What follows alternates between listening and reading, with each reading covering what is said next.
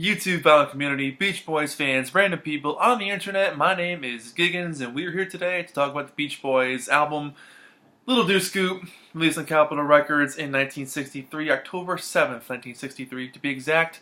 This happens to be an original mono copy in like absolutely stunning shape. It's got the shrink wrap on it still. It's open. But it's got the shrink. I don't know if you can see it. You can kind of make out the shrink lines there, but I mean, it's in really excellent. I hate to use the word minty shape because nothing's mint ever. It doesn't exist. But pretty damn nice looking shape if you ask me. So pretty cool. I really enjoy this album. It's definitely like a concept album, if you will, because a lot of the songs on here are car related. It's also a bit of a head scratcher because a handful of these songs were already available. People in 1963 already had like 3 or 4 of these songs. Shutdown is on this thing. Is it? Did I read that wrong? Yeah, Shutdown's on this thing. That was a B-side of Surfin' USA. It was also on the album Surfin' USA. 409 was also on the Surfin' Safari album. Little Deuce Coupe, of course, comes from Surfer Girl. And Our Car Club was on Surfer Girl. So 4 of these songs were already on here, but I guess it's kind of cool because they kind of compiled those tracks combined with the new ones to make a car album. So it's really fascinating at this point in the Beach Boys' career how, the first few albums were definitely surf related. This is the first one that's like really dedicated to cars. Whereas they'd sung about cars before and surf. This one's like full on, hey, Little Deuce Coupe, cars. The interesting thing about this thing too, this came out less than a month after Surfer Girl. Less than a month, mere weeks later, a brand new album came out. I don't know if that was a marketing idea or if Brian was like, look, we got these songs, let's get them out, or what the deal was, but yeah, less than a month. Insane. So, because of that, in my research and doing this, I've multiple books on the Beach Boys. It's really, it's not clear as to how the recording process went down for this thing. What I could figure out was most of this album was recorded over the course of like maybe 2 or 3 days at the most. They just banged it out, done, it was out. This was also at a point where they showed David Marks on the back cover, but as far as we know, Al was pretty much a full-on member of the band at this point. So there's some rumor about who plays what on this thing, whether or not it's actually David or actually Al. So I'd like to hear your thoughts on that because that conversation's always interesting. But yeah, this came out in 1965 in the UK, but over here in America, this did go platinum a couple years after it came out, so very cool. But a really enjoyable album.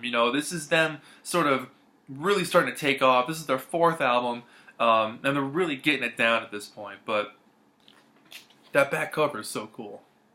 I love that. It's a good shot of the guys in their fancy new suits. Alright. Little Deuce Coupe, that classic song. Mike kills it on the lead on this one. He's a fantastic lead vocalist on this track. That bouncy boogie-woogie rhythm that carries this whole song through is energetic. The harmonies continue to set this group apart from anybody else at that time. It's super tight musicianship and fun, youthful energy about a car. It's so cool. I mean, so many of their car songs are really in-depth. I mean, especially a song like Shutdown. Like, there's so many car terms they throw around in that song. I don't know too many things about cars, but I've learned a lot from the Beach Boys because of how much they go into detail about what they're singing about. And that's definitely the case with Little Deuce Coupe. Classic song with that intro, the little drum riff intro. You've all seen that classic clip of them, this is how we build a song. We start off with Denny on the drums, that kind of thing. To show how they build a song, but just an absolute smash of a song. Excellent opener. Betsy, Ballad of Old Betsy. Very 50-ish song here. It sounds like something like a doo-wop ballad-esque song. It's got kind of an old-timey feel to it. It's about a car, but they kind of make it sound it's about a girl. There's an awful line about taking beatings. Like, that's an awful, awful line. About comparing the girl to a car and awful stuff. So don't like that one. But not my favorite song anyway. It's okay. It just kind of for an early Beach Boys song, for me this one's pretty uninspired. Definitely not my favorite. Be True to Your School. This is the version without the cheerleader section on this one. And every time I hear this song, all I think of is Mike saying the word braggart. Braggart. I'm not saying bragger. It's braggart with a T. I really dig this version a lot. It's a really cool example of school spirit. It's got that vibe to it. The once in a while bell chimes that pop up here and there are a nice touch. It just really encompasses like getting ready for the game, that high level energy that gets you pumped up. They really capture that well. And this song for me also is Brian really getting a good use of the studio and really commanding the song and coming up with more intricate harmonies, and the construction of the song is getting a little more intelligent, a little more heavier than what he'd been doing, the more poppy stuff in the last few albums. So this is definitely a song that shows his growth as a musician and as a songwriter. Crazy Cutie. I really like the vocal layering on this one. The background vocals on this are fantastic. It's just such a well-constructed song. This song for me is like a lost gem from the early years. This is definitely, I feel like it's an overlooked song, but it's so fun. I mean, they really nail it on this one. Cherry Coupe. Go Cherry Coupe now. It's a little repetitive, but I like Mike's vocal on this one. It goes in depth as to what's under the hood of this car. It's not bad. It doesn't really strike too much new ground, but it's still kind of fun. And then you end the side one with 409. I mean, it's a classic song. I mean, it's about two cars going at it here. I mean, actually, no, think about Shutdown. Never mind. 409 is just a really classic car song. I think I've talked about that one before, so no real need to go into that one too deeply. But we've all heard that one. I love that track though. Side 2 starts up for Shutdown. Again, I think I've talked about this song before too. The epic racing story of two competing cars going down the track. And I'm pretty sure the car was actually recorded by Brian, doing wheelies on the street one day. This song does have some cool arrangements here, and the bridge in particular with the sax solo there. I just like the construction of the song. The middle bits there are really interestingly put together. Spirit of America. This is about Craig Breedlove and his car, the Spirit of America, that broke all kinds of record speed on land. It's like a slow dance ballad. It's really not too bad, and they named the 1976 compilation after it, so that's pretty cool. Our Car Club, Hal Blaine on drums, which is very cool. Love the vocal trading on this one. The song construction here is really cool. Where kind of like I don't even, does this song even have a chorus? But there's different breaks here. They have build-ups, they have stops.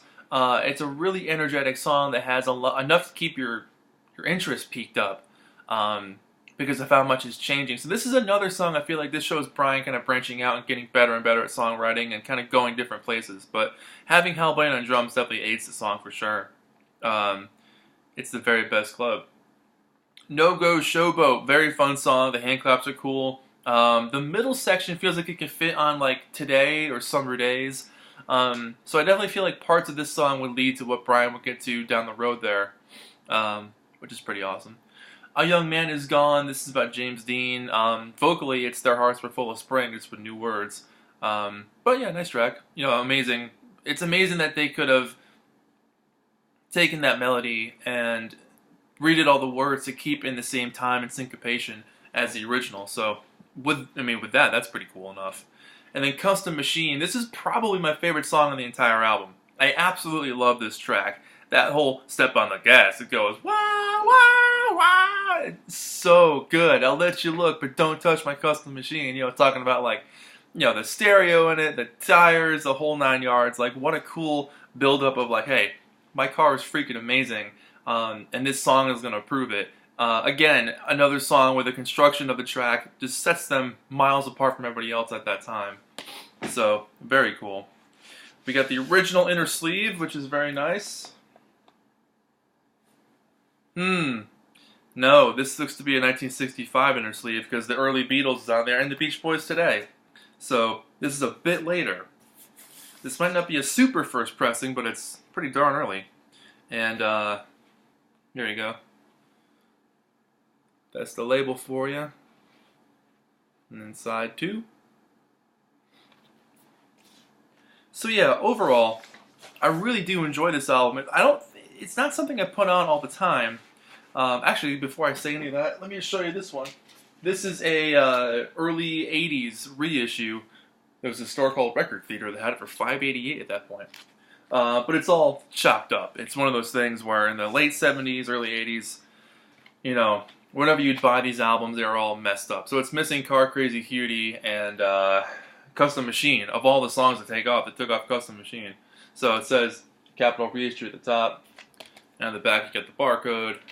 And the backs are considerably different. So, you know, no albums to buy on this one. And this one's just the whole layout. This looks way cooler on the original one. But this one does credit Their Hearts Were Full of Spring. So that's kind of interesting. And this is on the green Special Markets label from that time. This one also has the shrink wrap on it. And I believe I actually found this one first before I found the original. So this was kind of like my go-to copy of Little Deuce Coupe for quite some time. It'll go back. Come on. There we go. Alright. So yeah, I really do enjoy this album a lot. Like I said, it's not something I play all the time, but it is a really fun record to kind of put all their car songs together at that time. Really well done, and the fact that it came out so close to Surfer Girls, nothing short of amazing. I mean, they were just on fire at this point, and anything the market could have that said Beach Boys on it, people were going to buy. So, you know, they were just taking off at this point. They were so young. You know, they were still doing the touring thing in station wagons at this point. I mean, they were a new band, and it's really cool to see them have that hunger, that energy, that just drive and determination to prove themselves and go out and have a good time. You know, this is before things got kind of serious. You know, they were still, you know, most of them were still living at home. I mean, you know, they were still growing up at this point.